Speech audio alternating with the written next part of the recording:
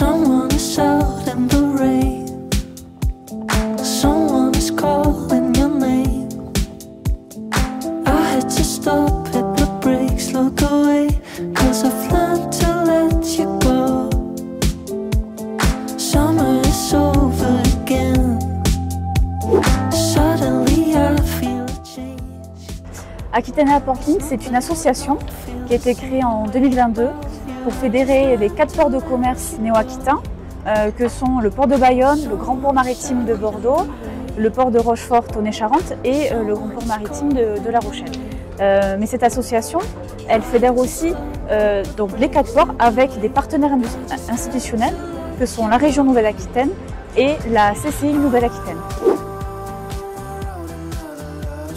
Elle s'adresse aux ports pour être vraiment une bannière commune de communication, de promotion de l'offre de services des 4 ports néo-aquitains.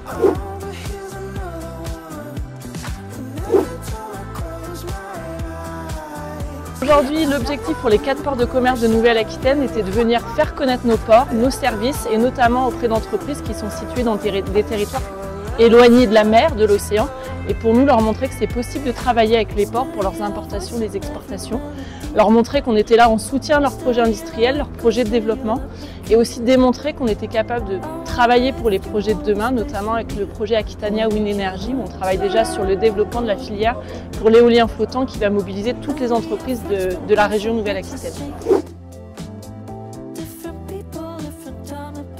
Exactement, notre objectif c'est de poursuivre ces actions de communication auprès des entreprises qui ne nous connaissent pas, qui ne savent peut-être même pas qu'il y a 4 ports de commerce en Nouvelle-Aquitaine avec qui elles peuvent travailler pour leurs importations, leurs exportations comme j'ai dit tout à l'heure, et qu'elles connaissent un peu le monde maritime qui ne doit pas paraître inaccessible puisqu'au contraire on est très ouvert et à l'écoute des entreprises pour leurs projets, leur développement et leur logistique.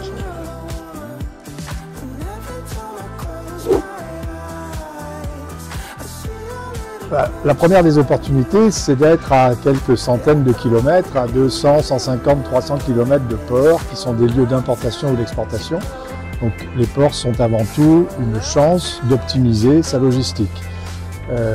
L'actualité qu'on a pu évoquer aujourd'hui sur la thématique de la matinée, si l'on pense EMR, énergie marine renouvelable, et que l'on pense éolien, offshore par exemple, aujourd'hui nous avons toute une filière à rendre existante, ou tout du moins à rendre visible.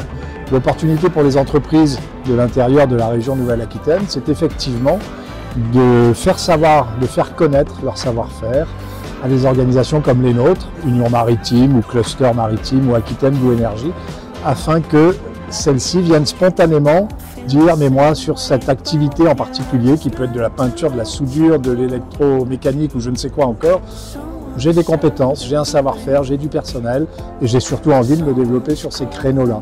Donc les opportunités, à mon sens, elles sont multiples.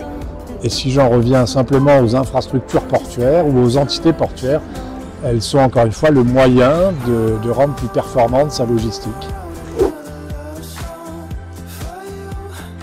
Encore une fois, leur proximité par rapport au territoire dont on parle aujourd'hui est une réelle complémentarité. Vous avez des ports de dimensions différentes, des grands ports maritimes, donc des ports qui sont destinés à avoir un petit peu plus d'espace, un peu plus d'espace en particulier, donc qui touchent des zones éventuellement plus lointaines pour les opérations d'import-export.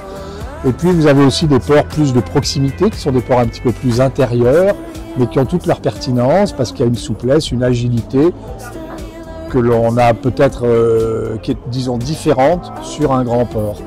Donc les atouts sont principalement ceux-là. Vous avez ensuite des interlocuteurs qui sont surtout à l'écoute et à la recherche des savoir-faire, encore une fois, des compétences des entreprises. Pour qu'un port se développe, il faut qu'il y ait des acteurs, il faut qu'il y ait des entreprises qui aient des biens à importer, à exporter, ou des savoir-faire en particulier à mettre en valeur. Donc les atouts sont là-dedans. Et l'important pour nous et l'intérêt de ce genre de moment d'échange et de rencontre, c'est de nous faire connaître, c'est d'être présent dans l'esprit des chefs d'entreprise qui sont souvent liés à leurs activités un peu la tête dans le guidon.